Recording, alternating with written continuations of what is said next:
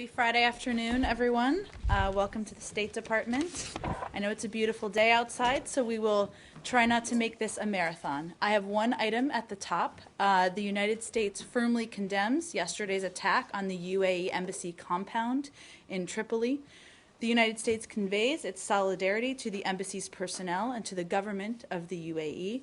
We also stand with the government and people of Libya as they work toward a stable, secure, and prosperous future. Matt? Okay. So can you explain clearly, with clarity, the administration decision announcement yesterday on Egypt and the non-coup designation? I can, but let's see.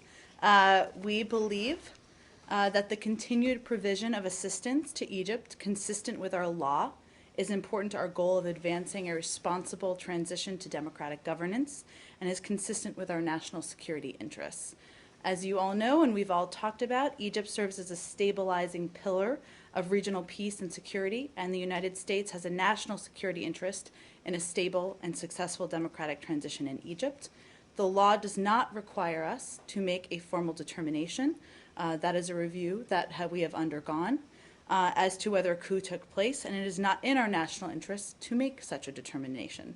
So we will work with Congress to determine how best to continue assistance to Egypt in a manner that encourages Egypt's interim government to quickly and responsibly transition back to a stable, democratic, civilian-led, and inclusive government. Can you explain to me, or to all of us, how it took this crack team of lawyers 3.5 weeks to come up with a determination that essentially sounds like something that Sergeant Schultz would have said on Hogan's Heroes, or that we might all know as being the motto that is underneath pictures of 3 monkeys covering their ears, mouth, and...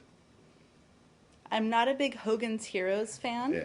Well, if you don't get the cultural reference, it's I know nothing, I see nothing.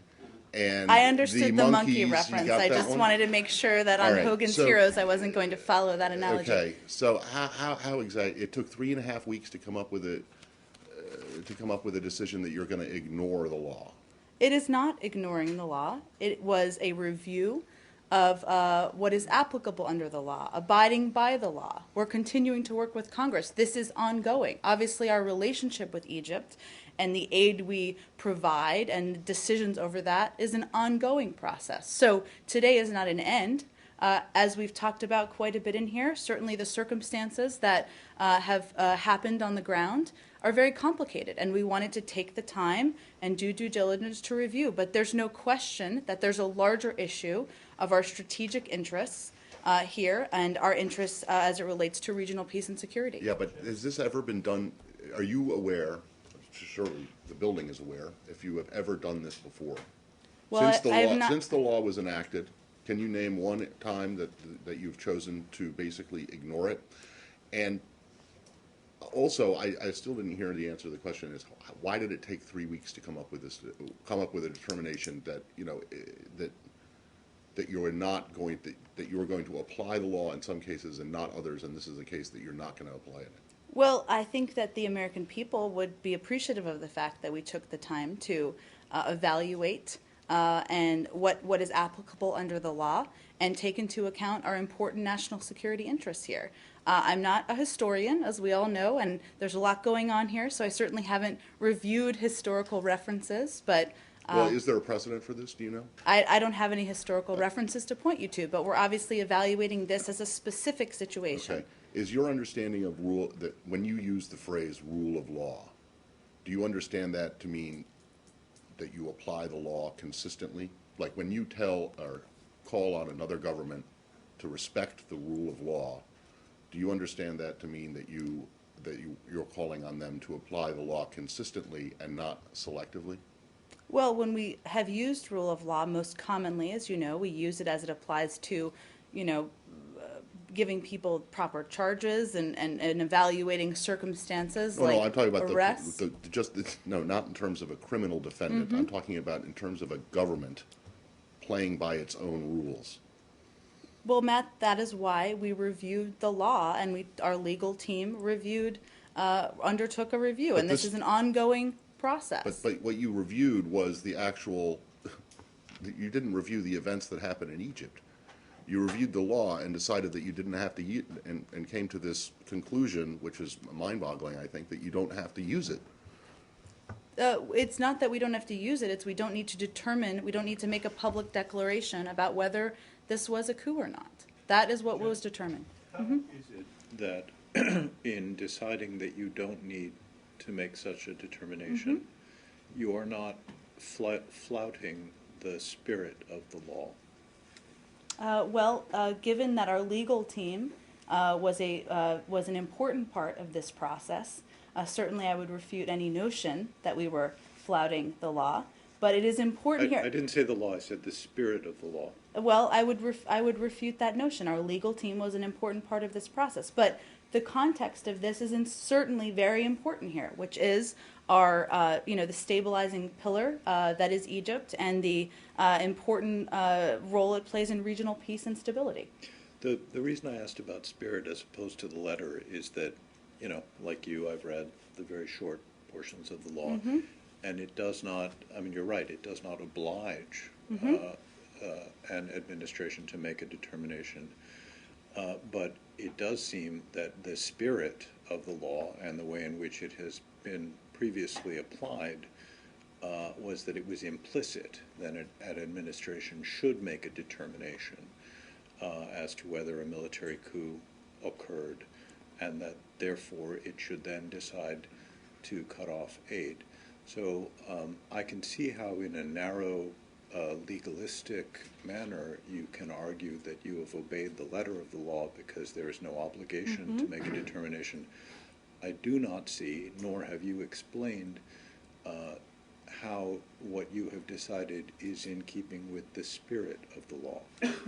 Well, the spirit of the law is a very theoretical question. I will say that there's also an important context we've talked about here in the millions of Egyptians who had legitimate grievances, who expressed their concern with President Morsi's non-inclusive form of governance and demanded a new, more inclusive, representative, and responsive government.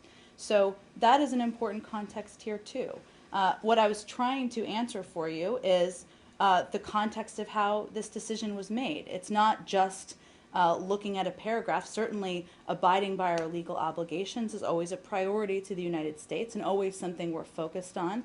But there is a greater context here in terms of our national security interests, in terms of the millions of people who've expressed their grievances in Egypt. Well, isn't abiding by your legal obligations not merely a priority, but paramount? Of course it is, and we Okay, have, and they've reviewed it. Right, but what I still do not understand, and I think Matt's line of questioning is an understandable line of questioning, which is...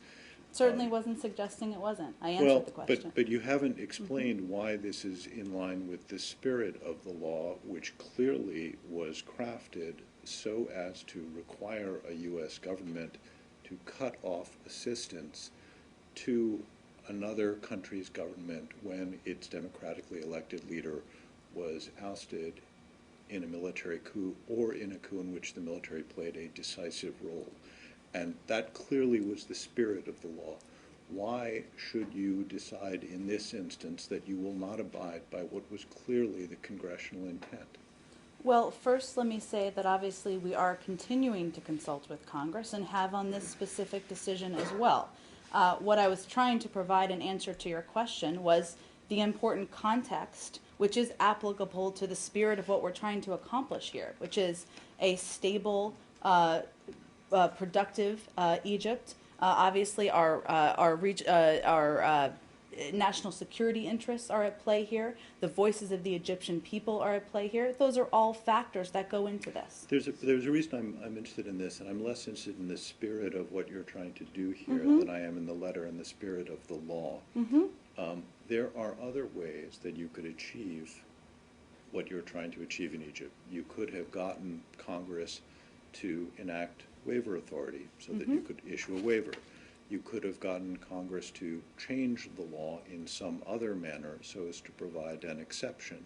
You could have gotten Congress to say, well, it doesn't actually apply in the case of Egypt. But what you have instead chosen to do is to interpret the law in a manner that is, as Matt suggested, rather inconsistent with the way in which it has been applied in the past, where you have looked at the circumstances in a given country and then made a determination, and in certain cases it was a determination that a military coup had occurred, and you therefore cut off aid. Why, in this case, should you decide that what has been the spirit and historical application of the law should not apply? Well, I think I've answered why this is a unique case, but I will also say that we, of course, recognize this is a complex situation. Our review is ongoing, as is our consultation with Congress. If there are additional steps that need to be taken to ensure that we can continue our assistance consistent with the law and in a manner that also advances U.S. national security interests, we will consider those. So it's ongoing. Why not? I mean, you will recall that when the president took the oath of office for a second time back in 2009, the justification for his having done so was that it was out of an abundance of caution. Why would you not, out of an abundance of caution to ensure that you were in keeping not merely with the letter but also with the spirit and historical application of the law, of U.S. law, have found another solution, one that was manifestly, incontestably legal, where you got Congress to change the law, for example? Well, we do feel this is legal. That's why our lawyers reviewed it. We did take the time, spent a couple of weeks, as you know, and as Matt also pointed out, reviewing this and evaluated, as I've mentioned, our national security interests, issues related to regional stability, as well as the importance of the voices of the Egyptian people, and this was the determination that was made. I don't have a further readout for you of those discussions. The point is that you didn't review what happened in Egypt. You reviewed how you could, you reviewed how you could essentially abdicate the responsibility that was placed on you by this law in the first place. And I think that, as I and others have suggested since July 3rd, the question of this review was always, how are you going to be able to avoid completing it, or how are you going to be able to avoid enacting it? And I think it appears to be a very, very clumsily constructed legal cop-out to simply say that you don't have to do it. There are no exceptions in the law as it's written, like the ones that you mentioned, the broader national security interest. There's nothing in that legislation that says anything about, well, if 20 million people are in the streets protesting, then it doesn't count. You, for the first time, you meaning the government, for the first time since this law was passed, or presumably since the first time since you all stopped engineering coups on your own, and actually came out and overtly supported them, have decided that this law doesn't have to be applicable anymore. This law is not universal. It doesn't cover everything. Matt, I think there's an important point here. So let me just try to make this important point. The legal decision that was made was that we have reviewed and we do not need to make a public determination on whether or not a coup happened or not. Moving forward, we are consulting with Congress. Of course, our legal obligations are an important part of that, and believe me, from all sides. And as determinations need to be made or steps need to be taken, legislative steps, we will endeavor to take them. So this is an ongoing process. What other provisions of the law are you going to just pick and choose to apply? Matt, I think I've answered. The decision that was made, the announcement that it was. This took 3 weeks. This is something that could have been done on day one. We wanted to do due diligence and take the time to review here, but this is ongoing. It's not the end. This is a step in the process. Let's just do one at a time, Said. So just let Joe, and then I'll go to you next, if that works. Do you concede that by utilising what appears to be a loophole that your lawyers have found in the law, that the reputation and the influence that the United States has in other countries is thereby tarnished?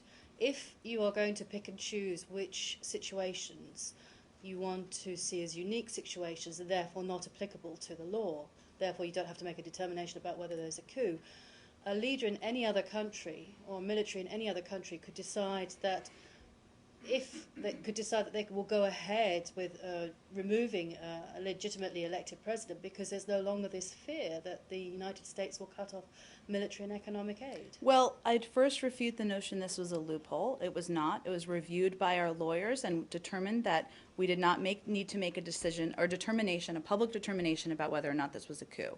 The second piece I would convey is that I don't think it would come as a surprise to anyone that our own national security interests, issues related to regional stability, the voices of millions of people are all factors. Every scenario is different, but we are continuing to review. We do not anticipate that we're going to make an evaluation here. That's not what I'm suggesting related to a coup or not, but we're continuing to review our relationship as it relates to aid with Egypt, and that's ongoing.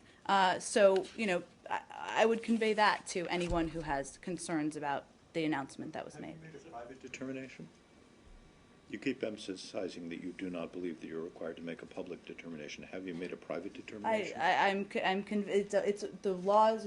This is related to our public But determination. have you made a private I determination? don't have any more for Because you, Arshad, on our private the law doesn't, conversations. just so you know, the law doesn't say public determination, it says determination. Well- So if you have a determination of any sort, then it seems to me one could plausibly argue you have not followed the law. Thank you for your legal analysis.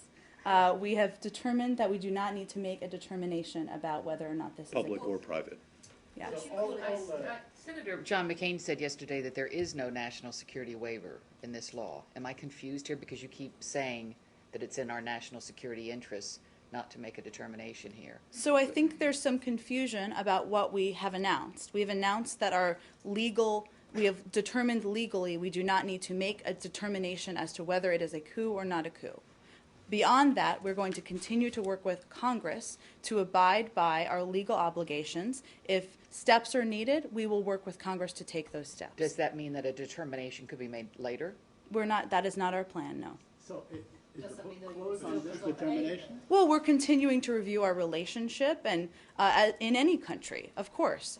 So I'm not going to look into a crystal ball with that, but of course we're continuing to review. There's not a plan to make a determination as it relates to. But a you coup. wouldn't rule that out.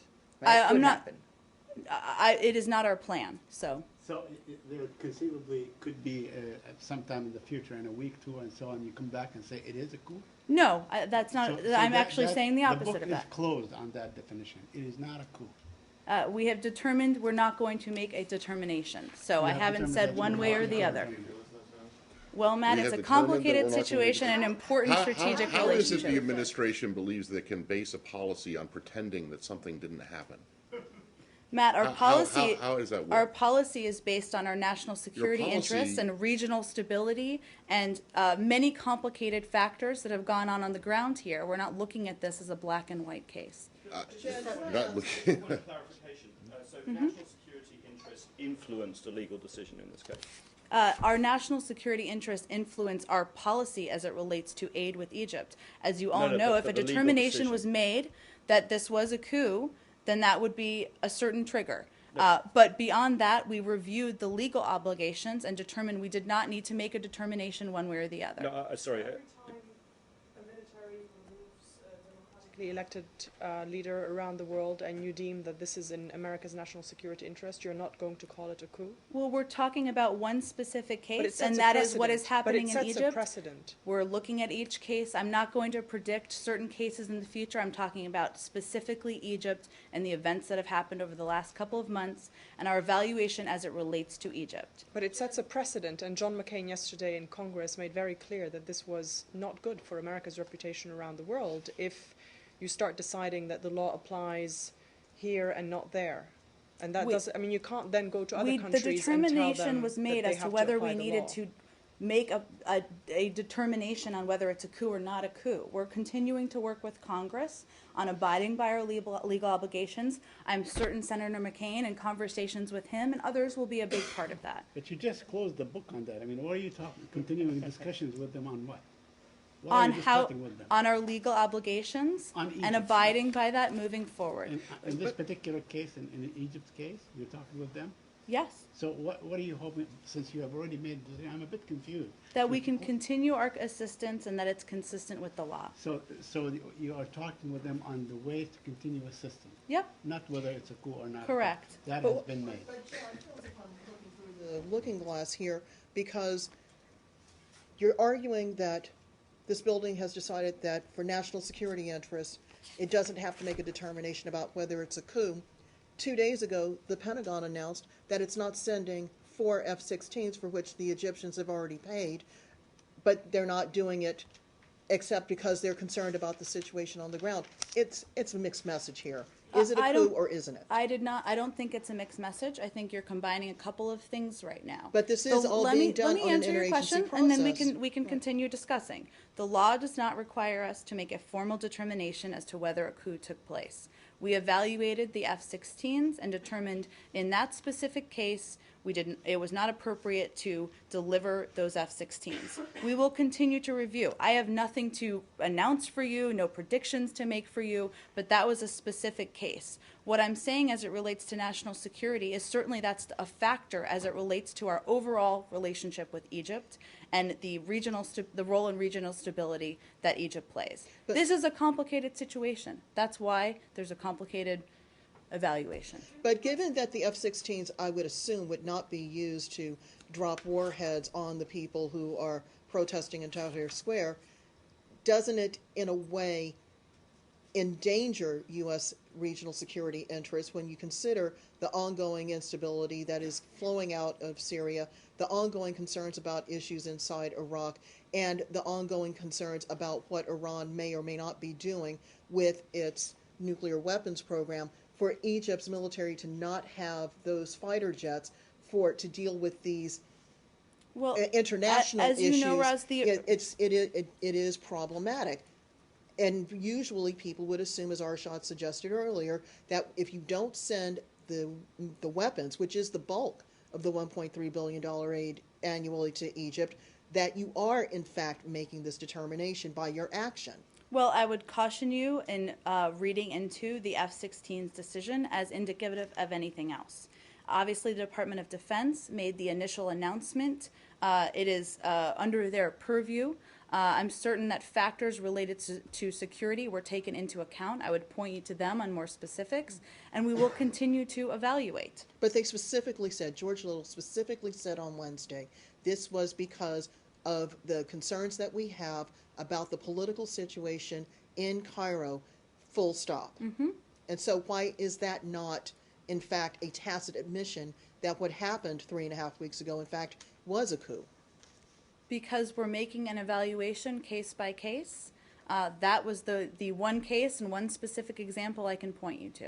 It seems like that sounds like you're saying to the Egyptians, we'll parse out aid as we see we need to influence you with it. No, we've been very clear, and I'll state it again here, that we don't think it's in our interest to cut off aid to Egypt. There was a decision made specifically about the F-16s. But you are saying it will be on a case-by-case basis from now on? Well, no, I'm not saying that, and I apologize if that was what you thought I was conveying. We're continuing to review. That means working with Congress. That means continuing to review moving forward. Obviously, this story is not done yet, so we'll continue to review in the weeks and months ahead. Can we have some more clarity about how you reached that determination? I mean, but based on what? And if it's not now, I mean, could you get back to us The about how you legal reached, determination? Yeah, the legal determination that you don't have to make a determination that it's a coup, because it's very opaque. I mean, in the past, when there's been a coup, you have cut aid, or you have found a legal way, very transparent legal way, to continue giving aid to a specific country. For example, Pakistan after 2001, you get a waiver for the sort of so-called coup legislation. So why didn't you choose this path at this stage with Egypt? Well, again, we're continuing to work with Congress on legislative steps that need to be taken, if they need to be taken. In terms of how we determined that we did not need to make a determination, that is a bit of a mouthful, I'll admit.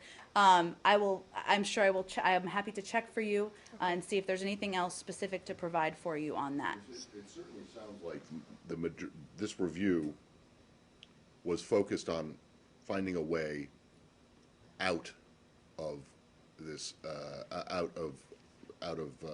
enforcing or acting in accordance with the spirit of the law, rather than on the actual facts on the ground and what happened. Is that correct? No. We are abiding by our legal obligations, has always been a very important factor here, as is our national interest and our national security. So quite apart from the law, what do you call it when the military of a country overthrows the democratically elected president, takes him into custody, holds him incommunicado for weeks, and now comes up with, starts investigating charges that he was involved in a jailbreak and murder and that kind of thing. Forget about the law. How would you describe that scenario? Well, we would say that there's a need to move forward towards an inclusive process, and that we're opposed to the arbitrary arrests, and that we're focused on moving ahead. I'm not going to give it a one-word name. I don't think there's a need for that. Well, maybe you could give it a two-word name with an apostrophe in the middle of it. Yeah? Well, Coup if I d'etat? come up with a good name Could for you, I'm happy to you let you know. I just don't understand how you, I mean, either say it was a coup or say it wasn't a coup, but coming up with this, trying to avoid taking responsibility, it just seems, and avoid implementing what the will, the intent of what this law is supposed to be and supposed to do in terms of guiding foreign policy. I just don't understand, one, how it took so long to come to this decision you were just going to ignore this, and two, what makes you think, as other people have asked, that this is not going to hurt your reputation, your image, your credibility abroad when you go around and tell other governments that they should respect the rule of law? Well, Matt, obviously this is a complicated situation. We're taking each case, each situation, case by case. We took the time to review and evaluate all of the factors here, our legal obligations, our national security interests, the impact on regional stability. I think that that's a message that will be understood. Really? If you can't explain it to us, I don't think you're going to be able to explain it to other people. Kim raises an interesting point, which is the Pakistan precedent, where after 9/11, the Bush administration decided that it was important, in order to secure counterterrorism cooperation from Pakistan, to waive a number of laws, including the coup one, which had been applied to them. Why didn't you choose that outcome, which might have been a cleaner outcome? Why didn't you seek to get a legislative fix that would have allowed you to continue assistance to Egypt? Well, we don't know if there would be legislative fixes needed or not. If there are needed, we'll work with Congress on that. I'm not going to peel back the curtain on all the discussions that happened over the past couple of weeks. As we all know, there were many discussions. Interagency, the Secretary was involved with, many senior level national security officials. And I'm certain that many options were discussed. And who ultimately made the decision not to make a determination?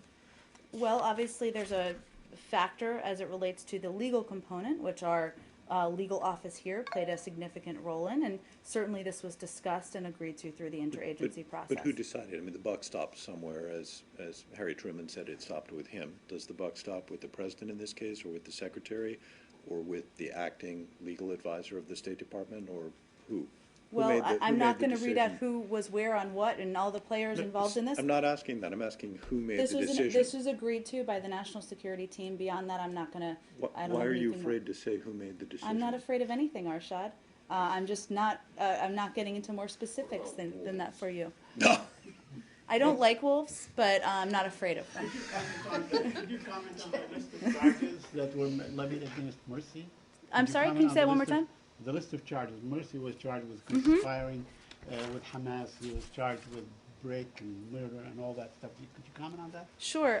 Well, we, of course, are deeply concerned by reports that an Egyptian court has ordered the detention of Mr. Morsi. I can't speak to the specific charges, but we do believe that it is important that there be a process to work towards his release.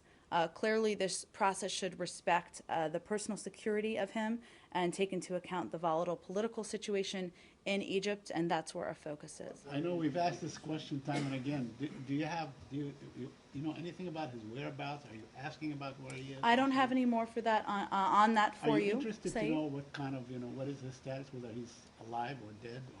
Well, or clearly, sick or injured or anything like that? We have conveyed publicly and privately that his personal security and treatment is of utmost importance. But you have not tried firsthand to find out what is his condition? I just don't have more of an update on it for you. The process in bringing these charges against him, do you consider the High Court a legitimate agency to have brought these charges about, or do you think this is all trumped up, and by you I mean the department? Well, we're concerned about arbitrary arrest. I don't have anything specific on these charges, but we would like to see, believe it's important to have a process working towards his release. So I think that speaks to it. Clear as to why you're deeply concerned about this, because it's being done within the Egyptian legal process, whereas, as I believe, his initial detention by the military was not legal under their constitution and their laws. So now that they're going about doing it legally, why are you deeply concerned? We are deeply concerned about his detention, and I think I outlined what we'd like to see You said you are happen. deeply concerned that an Egyptian court has ordered his arrest. Okay? Yes, I did. Now, that is a legal process going by the rule of law in Egypt, and yet you didn't have much of a problem when the military extra-legally detained him. We did. We expressed a concern at the time. Not about Well, the president did in his statement on July 3rd. I'm happy to provide it to you. Not about Morsi specifically. Yes, he did. In the statement on July 3rd, on his arrest, yes. You still stand by your position, I mean, by your call for his release? Are you calling for I his think I release? just said we believe it is important there be a process to work towards his release. But Jen, I noticed you called him Mr. Morsi, so he has now been. Divested of any presidential title. I that think he may I've have said before, we're working with the interim government. Change of subject? Do we have any more on Egypt? Go ahead. Because this administration keeps saying it wants an inclusive government, but as someone pointed out yesterday in a congressional hearing, that's kind of hard to do when leaders of a political party have been detained You're right. or in prison or being held. So you're not flat out calling for them to be released so they can be part of this inclusive process? We have expressed in the past, and I'll express it again, that it is very challenging to have an inclusive process if you have a number of officials from one party arbitrarily detained. So if Mr. Morsi He's now been detained and you're deeply concerned about that. Do you still stand by earlier statements that you would call for his release? Our position has not changed. Madam, change of subject. India. Okay? As far as this visa for Mr. or Chief Minister Modi of the Indian state of Gujarat is concerned, it has become now a global issue and debate in India at the national level. And now it has also become a political issue in India. My question is that when Mr. Rajnath was here in Washington today, he's in New York, New Jersey, he told me that he will be meeting somebody at the State Department. If you can reconfirm whether he met somebody or not, and if the visa issue was discussed or not. And finally, if U.S. Embassy in Delhi or the State Department has told Mr. Modi's, Chief Minister Modi's party, that if he applies or he can apply visa and State Department will determine after his application. Well, we've stated that publicly a number of times. Beyond that, I don't have any private diplomatic conversations to read out for you. I'm happy to check further about the individual you mentioned as to whether there was a meeting here. Do you have any more details on who they may have met with? No, that's the only thing that how do you take this State Department, because it has become like a national issue and debate in India in the parliament and political issue, and how you think the U.S. Embassy in Delhi, of course our good ambassador Nancy Powell also must be under pressure, and she has been determining and also answering questions and all that. Well, certainly, as I said yesterday, if he applies, it will certainly be reviewed just as any application would be, but we wouldn't speak about that publicly. I'm sorry? Do you issue visa under pressure? No, we evaluate them case by case, and we wouldn't speak to it publicly anyway, but of course if he applied, it would be considered. Do you think this is going some kind of U.S.-India relations in any way, politically or diplomatically, any issue? Absolutely not. We have, the Vice President was just there, and we have a long-standing strategic and productive relationship with India. Can you confirm or have you seen the reports that Iran has expressed the desire for direct talks with the U.S. regarding its nuclear program? And if so, what kind of role will Iraq play in that, if any? Well, we've seen reports. Of course, Iraq is a partner of the United States, and we're in regular conversations with Iraqi officials about a full range of issues of mutual interest, including Iran. As we've said many times, we're open to direct talks with Iran in order to resolve the international community's concerns about Iran's nuclear program. And we work through, as you all know, the P5+1, and Undersecretary Sherman just had a meeting, I believe, a couple of weeks ago with her counterparts. But the ball is in Iran's court to take the necessary steps to abide by their international obligations, and that has not changed. What about, You know if Prime Minister Maliki has offered himself up or offered his services as an intermediary? I don't have anything on that for you. So you don't know if that's the case? I just don't have anything on it for you. I don't have any more information on that. It would also be, I would point you to the government of Iraq and Iran on that specific Did you case. ask people in this building if that was the case? Of course, we discuss these issues frequently. I don't have anything more to tell you. So they wouldn't answer you? That You got Matt, no answer? Matt, Matt, I'm sorry, I don't understand. The whole point of the story that she was talking to the question is based on is that according to notes taken from a meeting with U.S. diplomats in Iraq, the Prime Minister made this offer. I don't have That's the anything whole- more to tell you, Matt. That's all. I'm going to leave it at that. does the Secretary have a reaction to like the bipartisan group of lawmakers who are, who want to tighten sanctions on Iran right now?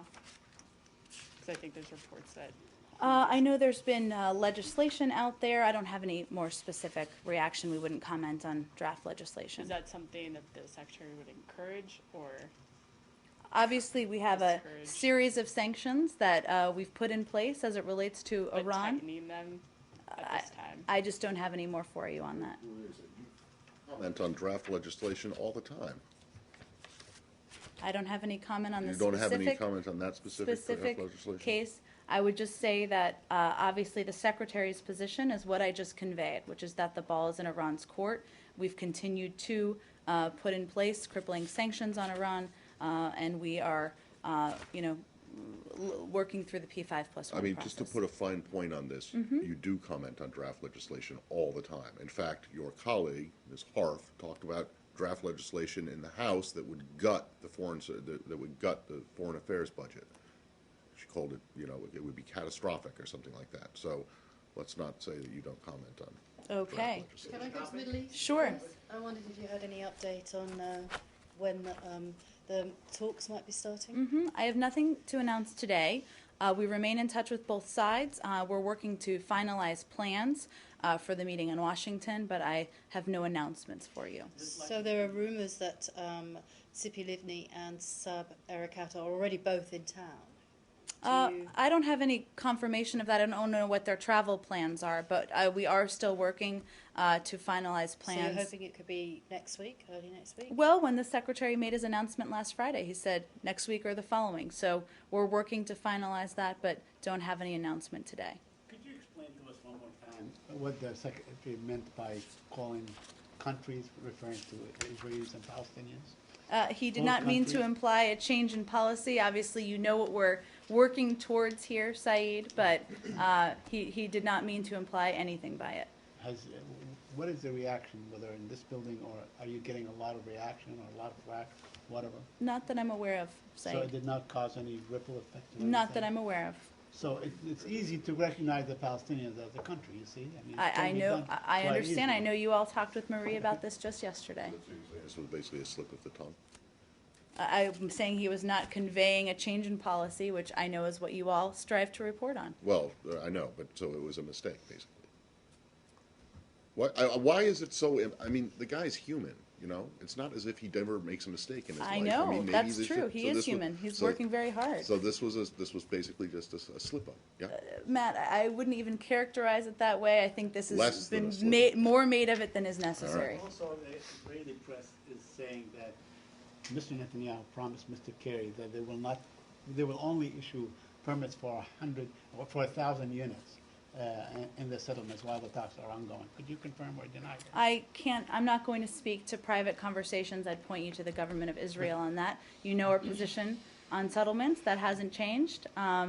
So I would point you to them for any more specifics. Would the number of housing units in the settlements be something that the Secretary would discuss with the You know our the Israeli position, Prime and Minister? I'm going to continue to abide by our desire to keep any discussions quiet in order to leave room to make progress. Has this building decided whether Ambassador Indyk or some other luminary would be leading the U.S. in this process? Luminary, that's such a good word. Well, he is I don't have luminous. any. I don't have any personnel updates for you today, Roz. But it remains the case that the secretary is looking to put together a senior team, and he is continuing to consider that. Madam, can I just quickly go back to my question, Vijay, please? Some BJP leaders in Washington said that there is a lobby going on against Mr. Modi, and also, how seriously do you take the United States Commission on Religious Freedoms Commission, because they also have written a letter, and can you confirm any letter coming to the secretary about Mr. Modi's visa? I can't. I don't think I have much more for you on Mr. Modi, other than if he applies for a visa, certainly that would be considered as through the normal process. Thank you. Go ahead in the back. Question on Russia, if I could ask. Sure. Reports and images emerged yesterday of ultra-nationalists torturing gay Russian teenagers, and of course this they were finding them on social media networks. This obviously is taking place against the backdrop of growing concerns about anti-LGBT violence and discrimination in Russia after Vladimir Putin signed the anti-gay propaganda law into effect. I know that state and other agencies have repeatedly criticized what's going on there. Does the Secretary have any plans to directly address the deteriorating situation for LGBT Russians with his counterparts in Moscow? And can you talk a little bit about any conversations perhaps they've had previously on that issue? I don't have any conversations to read out or predict for you. Obviously, he speaks to his counterparts regularly. You are absolutely correct, and let me reiterate today that the United States, of course, places great importance on the protection of the human rights and fundamental freedoms of all people, including lesbian, gay, bisexual, and transgender persons. And that is human rights in general is certainly an issue that comes up regularly and is a priority for the United States in our relationship with Russia and many other countries. So he does bring it up the issues broadly, and I'm sure will moving forward. Aside from just, publicly responding to what's going on, is there anything more perhaps forceful the government can do to perhaps try to change what's going on in Russia on that specific issue? Well, we'd certainly call on Russia to uphold its international commitments regarding freedom of assembly and association and freedom of expression now and in the future, and that's a message I'm certain we will continue to convey. Would the U.S. be willing to repeat what happened in 1980 with the boycott of Sochi next year? That's certainly not what we're calling for. Sorry, the opening sentence of your answer was the United States places great importance on the human rights of all people, unless they're the elected president of Egypt. Is that the idea here? I think we've actually are there called any for exceptions? treatment and for a process for his release. So this principle isn't one that you'll decide you're going to opt out of? We support human rights around the world, Matt. I think you know that. Can I, if you'll recall that you just agreed with my statement that sometimes you do comment on pending legislation or draft legislation, I'd like to ask a Russia-related question. Sure. And this has, but it's not really Russia, but it's Snowden and Senator Graham's proposal from yesterday that would require sanctions against any country that takes him in or helps him out. What does the administration think of that? I believe, I have something on this, I believe, Matt. Let me just check, and if not, I'll get you something right after the briefing.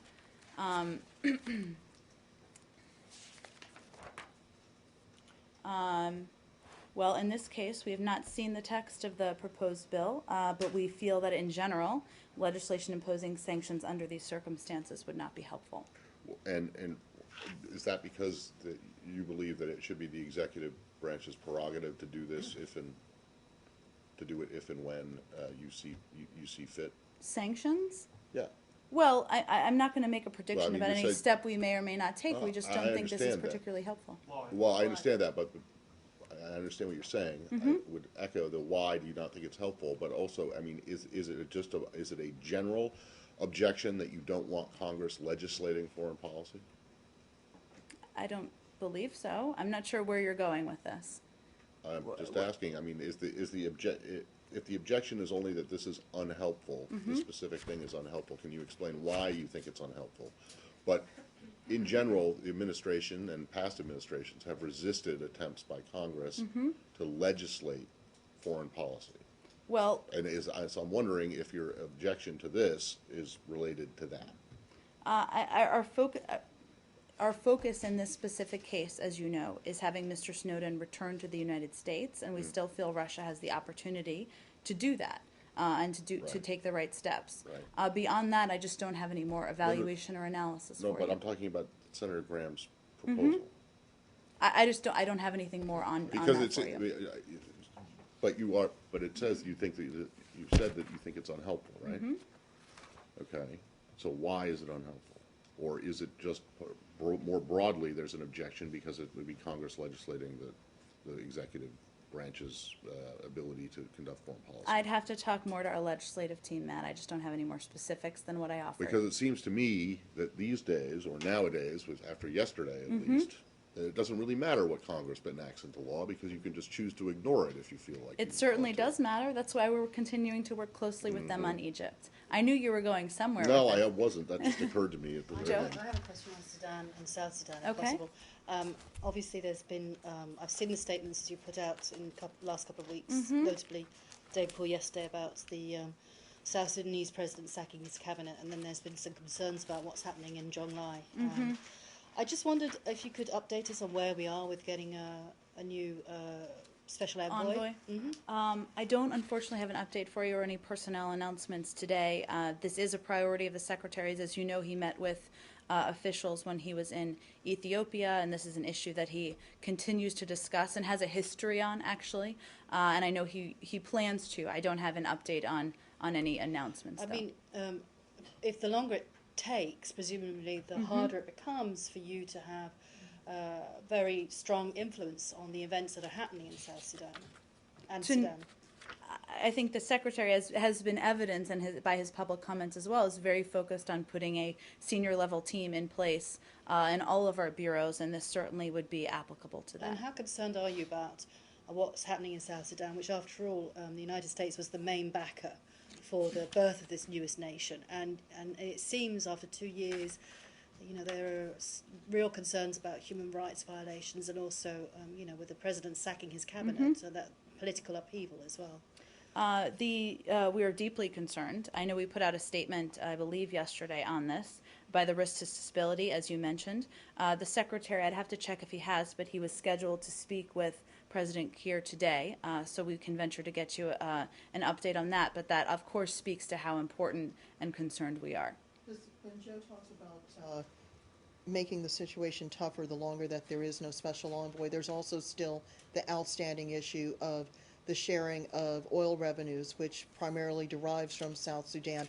Does that add any urgency, especially when it comes to making certain that both countries become more economically viable than they have been to date?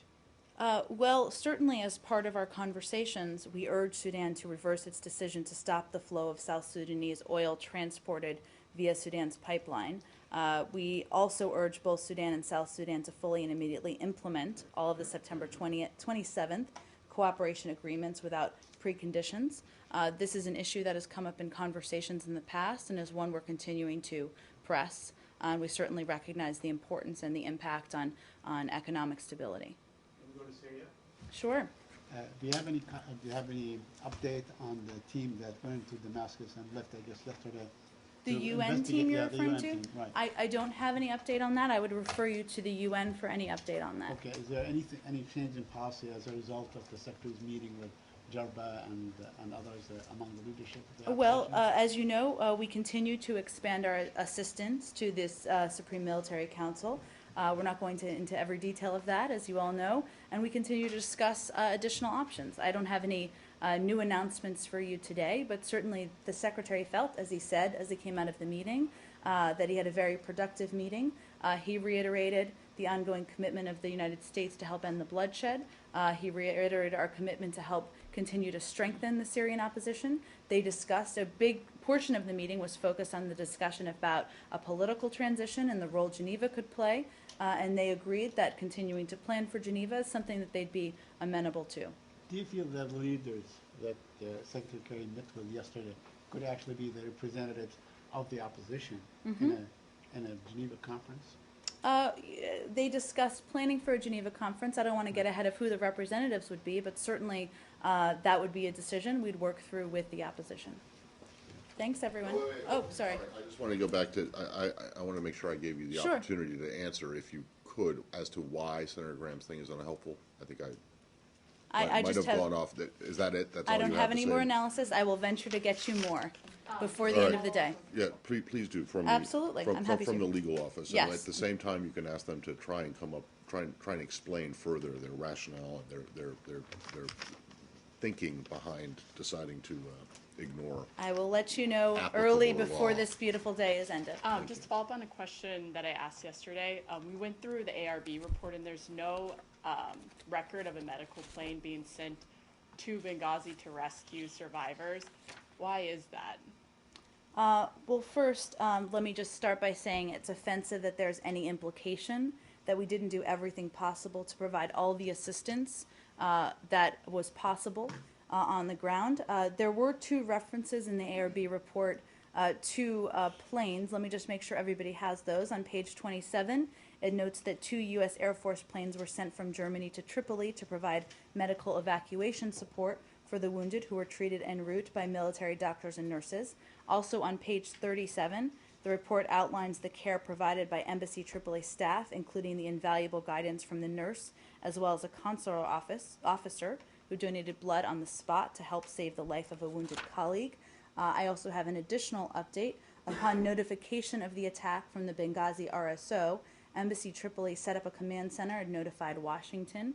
Within hours, Embassy Tripoli chartered a private airplane and deployed a 7-person security team, which included 2 U.S. military personnel to Benghazi. The embassy notified the Benina Air Base in Benghazi of a potential need for logistics support and aircraft for extraction and received full cooperation. Thanks, everyone. Thank you.